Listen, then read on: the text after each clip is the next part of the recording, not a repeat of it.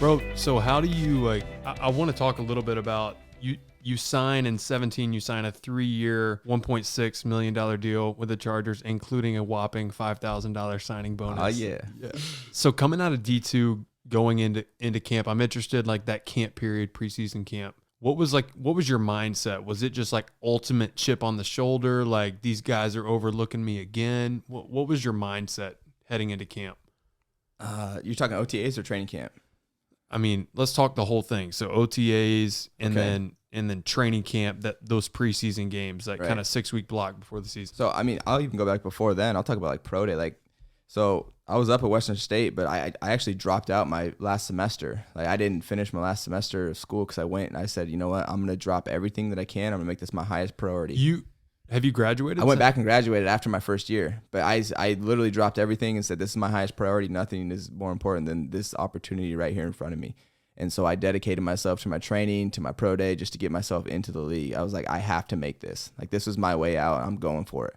And so it was going to be either I just don't have the genetic makeup to make this, or I'm going to make the team, because it's going to be one or the other. I'm not going to fail. I'm not going to do something. It's like what Leezy used to say, right? Don't let it be something you didn't do to cause you to fail. I made sure I did everything as far as putting the time to study, putting the time to train, pro day. So I finally got into the Chargers. It was the same way. I remember I was going so hard. And I was the only running back too that they brought in. They didn't draft anybody. I was the only one they signed.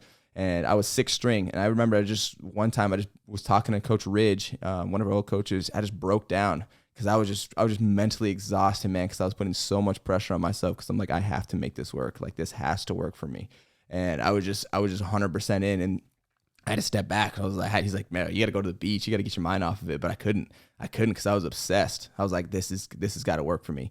And that's how it was. I literally, after OTAs and everything ended, I went up to Coach Lynn's office like, bro, I'm making this team. I was like, I'm making this team. What do I got to do to make this team? And he told me to go talk to Coach Stu. He's like, go talk to Coach Stu, protect the quarterback, and don't fumble. So I go and talk to Coach Stu. We're talking for like an hour just about life. And so that kind of calmed me down, because it made it much more humanized as far as just talking about his career, talking about other players, just talking about life in general. And that was great. But then literally after that, there was like a month off between OTAs and training camp, and I was just with my friend that I was staying with in Denver when I was training for pro day, and I would just have the scripts, and I would just have him read off a play to me. I would just go run a sprint, do the play, and just continue to do that. So I just made the actual offense my conditioning. And so when I came into training camp, I was ready to go. And so coming into training camp, I still wasn't getting offensive reps, right? I'm still 6th string. And so, we don't have a lot of reps for the 6th stringers, No, there's like none. Especially at running back, right? There was one running back on the field, and there was 5 running backs in front of me. So I had to find a different way to make the team. And it was through special teams, it was on scout team, special teams, but when it was 100%, I was untouchable. No one could touch me. Like, I was running with my hair on fire, and I was running like my life depended on it. As far as going make a tackle or blocking, right? That's what it was. Everything depended on this. We were talking about pressure, and like I think you even mentioned it earlier about Western State, is you weren't even thinking about the NFL when you were at Western State. Like, you were kind of just focused on the task at hand. And I think what I'm hearing from you a little bit is like, you kind of wake up every single day and it's like, I'm going to attack this day.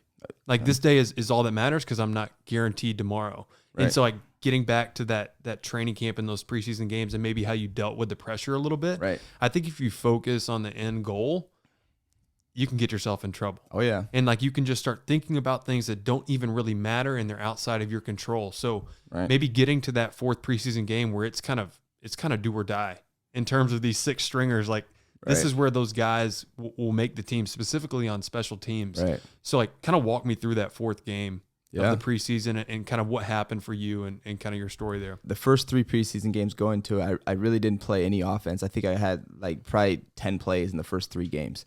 Like, it was just, they had a running back, they were trying to develop him, and it just wasn't working, but they were still feeding him. And it was just taking everyone else's reps. And so I had a couple, I think I had like 3 or 4 tackles on special teams. I was playing personal protector on punt. And then I had like 1 or 2 on kickoff. And so it was like, hey, I'm doing stuff, right?